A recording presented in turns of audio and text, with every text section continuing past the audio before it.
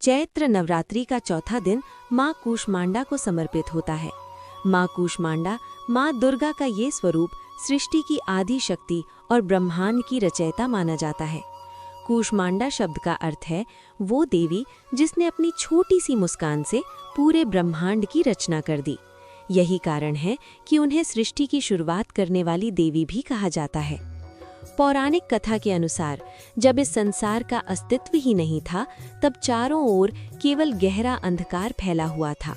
न पृथ्वी थी, न आकाश, न समय का कोई अस्तित्व था और न ही जीवन का कोई संकेत। उसी शून्य और अंधकार के बीच एक दिव्य ऊर्जा प्रकट हुई और वो थी माँ कूष्मांडा।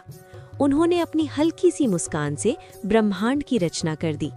उनके इस दिव्य संकल्प से ही सृष्टि की शुरुआत हुई और धीरे धीरे सूर्य, चंद्रमा, तारे, ग्रह और सभी जीव जंतु अस्तित्व में आए। कहा जाता है कि माँ कूष्मांडा का निवास सूर्यलोक में है और वे सूर्य को ऊर्जा प्रदान करती हैं।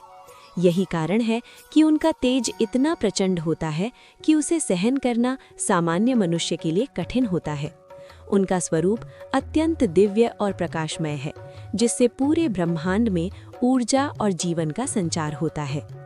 माँ कूष्मांडा को अष्टभुजा देवी भी कहा जाता है, क्योंकि उनके 8 हाथ होते हैं।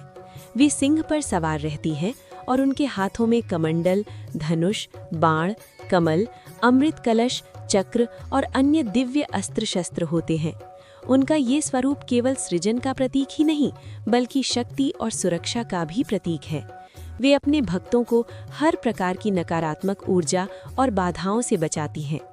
नवरात्रि का चौथा दिन हमें ये सिखाता है कि हर अंधकार के बाद प्रकाश अवश्य आता है।